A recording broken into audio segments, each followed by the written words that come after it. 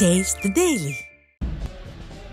திண்டுக்கல் மாவட்டம் கொடைக்கானலில் வார விடுமுறையை ஒட்டி ஏராளமான சுற்றுலா பயணிகள் குவிந்தனர். கொடைக்கானல் மலைப்பகுதியில் குளிர்ச்சியான சூழல் நிலவுவதால் மோயர் சதுக்கம், பைன்மரக்காடுகள், குணா குகை உள்ளிட்ட பகுதிகளில் சுற்றுலா பயணிகளின் கூட்டம் அலைமோதியது. படகு சவாரி, குதிரை சவாரி என பயணிகள் உற்சாகமாக கொண்டாடி மகிழ்ந்தனர். இயற்கையின் ரம்மியமான அழகை மக்கள் கண்டு ரசித்தனர்.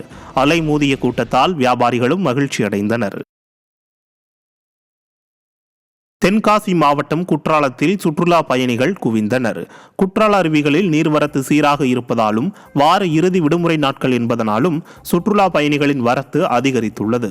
அத்துடன் ஐயப்ப பக்தர்களின் வருகையும் அதிகரித்துள்ள குற்றாலத்தில் வெள்ளத்தினால் ஏற்பட்ட சேதங்கள் குறித்த பராமரிப்பு பணிகள் தற்காலிகமாக மேற்கொள்ளப்பட்டு அருவியின் ஓரத்தில் மட்டும் குளிப்பதற்கு அனுமதிக்கப்பட்டுள்ளது.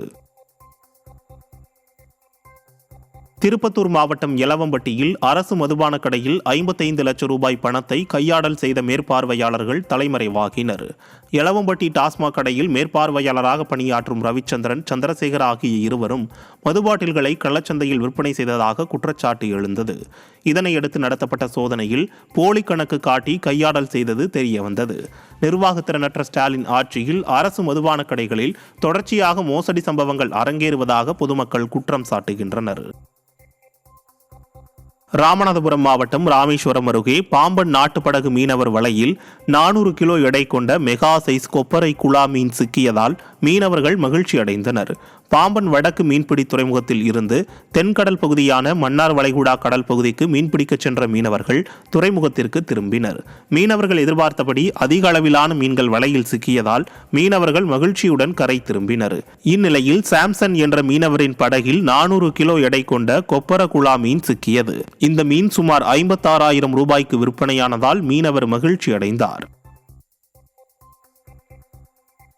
தென்காசி மாவட்டம் கடையநல்லூர் அருகே விளைநிலத்தில் பயிர்களை சேதப்படுத்தி வரும் காட்டு யானைகளை நிரந்தரமாக வனப்பகுதிக்குள் விரட்ட வேண்டும் என விவசாயிகள் வலியுறுத்தியுள்ளனர்.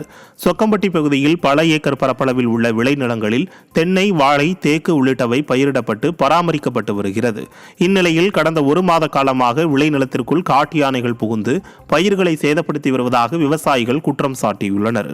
இதனால் பெரும் நஷ்டம் ஏற்பட்டுள்ளதாக விவசாயிகள் வேதனை தெரிவித்துள்ளனர். எனவே இந்த காட்டு யானைகளை நிரந்தரமாக வனப்பகுதிக்குள் விரட்ட வேண்டும் என விவசாயிகள் வலியுறுத்தியுள்ளனர். தஞ்சை மாவட்டம் திருவையாறு கடை வீதியை ஒரு வழிப்பாதையாக மாற்ற பொதுமக்கள் கோரிக்கை விடுத்துள்ளனர். திருவையாறு கடை வீதி குறுகிய சாலை என்பதால் தினம் தினம் ஏராளமான 4 சக்கர வாகனங்கள், கனரக வாகனங்கள், 2 சக்கர வாகனங்களும் பொதுமக்களும் நெரிசலில் சிக்கி அவதியடைந்து வருகின்றனர். இந்த நிலையில் ஞாயிறு அன்று திருவையாறு தெற்கு வீதியில் தஞ்சைக்கு செல்லக்கூடிய 108 வாகனம் நெரிசலில் சிக்கியது. இதையடுத்து அந்த கடை வீதியை விசேஷ நாட்களிலும் காலை, மாலை, பள்ளி, அலுவலக நேரங்களிலும் ஒரு வழிப்பாதையாக மாற்ற வேண்டும். அங்கு 2 சக்கர வாகனங்களை நிறுத்த அனுமதிக்க கூடாது. விளம்பர பதாகைகளை அகற்ற வேண்டும் என விளம்பர மாடல் அரசுக்கு கோரிக்கை விடுத்துள்ளனர்.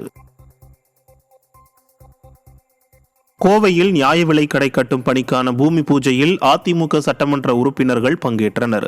கோவை மாவட்டம் சிங்காநல்லூர் தொகுதிக்குட்பட்ட SIHS காலனியில் சட்டமன்ற உறுப்பினர் மேம்பாட்டு நிதியிலிருந்து சுமார் 22 லட்சம் ரூபாயில் புதிய நியாய விலை கட்டிடம் கட்டும் பணிக்கான பூமி பூஜை நடைபெற்றது. இதில் கோவை மாநகர மாவட்ட செயலாளரும் வடக்கு சட்டமன்ற உறுப்பினருமான அம்மன் K. அர்ஜுனன், சிங்காநல்லூர் சட்டமன்ற உறுப்பினர் KR ஜெயராம் பூமி பூஜையில் பங்கேற்று பணியை துவக்கினர். இந்த நிகழ்ச்சியில் கழக நிர்வாகிகள், பொதுமக்கள் பங்கேற்றனர். தருமபுரி மாவட்டம் குடுமியம்பட்டியில் கழிவுநீர் கால்வாய் அமைக்கும் பணிக்கான பூமி பூஜை நடைபெற்றது. அரூர் சட்டமன்ற உறுப்பினர் மேம்பாட்டு நிதியிலிருந்து 5.25 லட்சம் ரூபாய் மதிப்பீட்டில் நடைபெறும் பணியினை அதிமுக சட்டமன்ற உறுப்பினர் வே. சம்பத்குமார் தொடங்கி வைத்தார். நிகழ்ச்சியில் ஒன்றிய செயலாளர் RR பசுபதி, மாவட்ட துணை செயலாளர் செண்பகம் சந்தோஷ், பொதுக்குழு உறுப்பினர் கீரை சம்பத், நகர செயலாளர் பாபு, கவுன்சிலர் பிரகாஷ் உள்ளிட்ட நிர்வாகிகள் பலர் பங்கேற்றனர். மதுரை மாவட்டம் திருமங்கலம் அருகே அரசு பேருந்து நிலை தடுமாறி விவசாய நிலத்துக்குள் கவிழ்ந்ததில் 15க்கும் மேற்பட்ட பயணிகள் காயமடைந்து மருத்துவமனையில் சேர்க்கப்பட்டனர். திருமங்கலத்திலிருந்து காரியாப்பட்டி செல்லும் அரசு பேருந்து கூடக்கோவிலை அடுத்த கீழ உப்பிலிக்குண்டு விலக்கு பகுதியில் சென்றபோது பேரிங் கட்டாகி கட்டுப்பாட்டை இழந்ததில் சாலையோர வயல்வெளியில் பேருந்து சாய்ந்தது. இதில் காயமடைந்த 15க்கும் மேற்பட்ட பயணிகள் திருமங்கலம், காரியாப்பட்டி மற்றும் விருதுநகர் அரசு மருத்துவமனைகளுக்கு சிகிச்சைக்காக அனுப்பி வைக்கப்பட்டனர். ஸ்டாலின் ஆட்சியில் ஓட்டை உடைசல் பேருந்துகள் இயக்கப்படுவதே இதுபோன்ற விபத்துகளுக்கு காரணம் என தொடர்ந்து பொதுமக்கள் குற்றம் சாட்டி வருகின்றனர். சிவகங்கை மாவட்டம் வாணியங்குடி ஊராட்சியில் உள்ள அம்மா பூங்கா மற்றும் உடற்பயிற்சி கூடம் பராமரிப்பின்றி சேதமடைந்து வருகிறது.